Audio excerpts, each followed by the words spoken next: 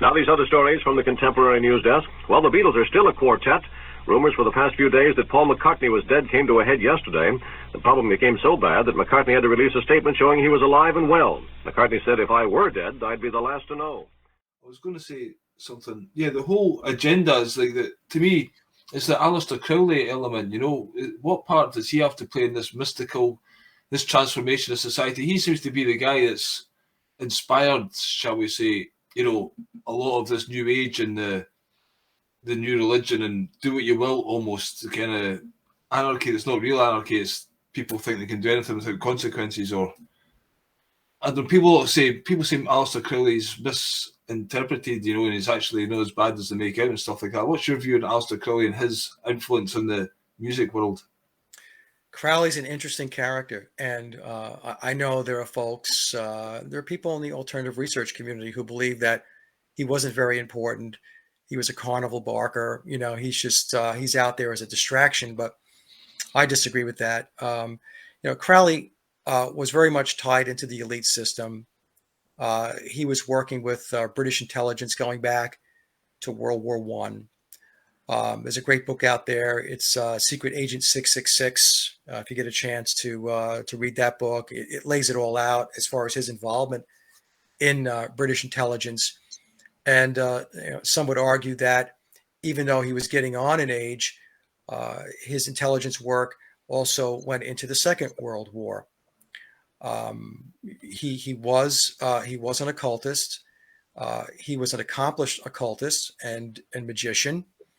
It's interesting, you know, I have a person that I converse with every once in a while, and they are very, very knowledgeable in the occult. And he said, you know, Crowley knew a lot.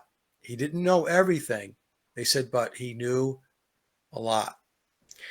And Crowley's influence, in my mind, can't be understated. It all goes back to Egypt. That's, you know, that's where he received his channeling from his spirit guide, Awas, to write the Book of the Law. And the Book of the Law is really the holy text of his religion, the Thelema. And that's where we get "Do as thou wilt." And Crowley and Crowleyites, Thelemites will say that "do as thou wilt" does not mean that you can go around abusing people and hurting people and all that stuff. That's what they will say. But that's an interesting take on it, because Crowley, in one of his papers, I think it was book 77, I think it was, he clearly says at the end, anybody that gets in the way of you living your will, you have a right to kill them. Okay. So Crowleyites and Crowley will say that the current system, or the system that was in place, is oppressive and it's rules laden, and that is keeping humanity from being liberated and unshackled.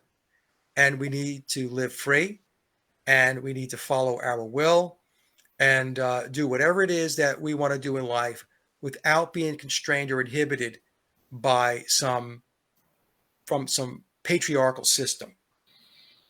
So Crowley, you know, his eons, he had, you know, there was the eon of Isis, but then there was the eon of Osiris, which loosely correlates with the Piscean age. And then he was putting in place his eon of Horus, which we can overlay the age of Aquarius with that. I mean, they're not exact matches as far as beginning and end, but there is significant overlap between, as an example, his eon of Osiris and the Piscean age, and his eon of Horus and the age of Aquarius, which is what we have entered into. A lot of occultists will say that the formal start of the age of Aquarius began on December 12th of 2012. And that was what all the Mayan calendar hoopla was about, right? It was camouflaged under the Mayan calendar, but what they were really saying it was the end of the Piscean age and the beginning of the age of Aquarius. Crowley will say that his age or his eon of Horus began in the early 1900s, and then there's a slow, gradual ramping up into that age. Blavatsky and all that kind of stuff. Just yeah, right. Going back to all of that, and so Crowley was very, very influential that way, and Memoirs tells us that many within the Pyramid of Power are adherents to Crowley's religion of Thelema, which is Luciferianism. Okay, so when people say that Luciferianism doesn't have a holy text, I would argue that that's not true. That the basis of modern day Luciferianism, what we're seeing today, is entrenched in Crowley. It's entrenched in his work, his Book of the Law, his writings, his philosophy, his spirituality, and so on. Right. So that's what we're seeing, and Thelemites, Crowleyites, Luciferians, they believe that you must develop your inner will. That's first and foremost. And then you create an external world that mirrors your internal will. It's not the other way around. Whereas most of the population do it the other way around.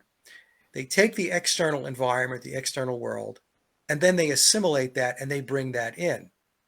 And they think that that's who they are on the inside.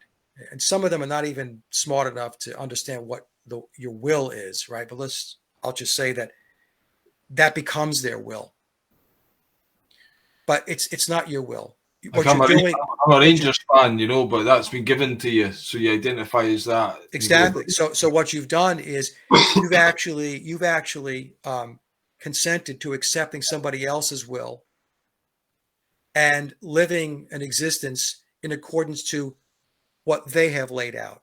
And when I say they, I'm talking about the controllers. And since the controllers' philosophy of Thelema, of Crowleyism, of Luciferianism, says that the establishment of your inner will is the most important thing you can do. That's what they're doing. So when we take a look at what's going on in the world, that's a manifestation of their will, of what they want to do. And what they want to do is they want to tear down the existing structure, because what they really are is they are Egyptian mystery zealots. They're Egyptian mystery fanatics. That's their religion.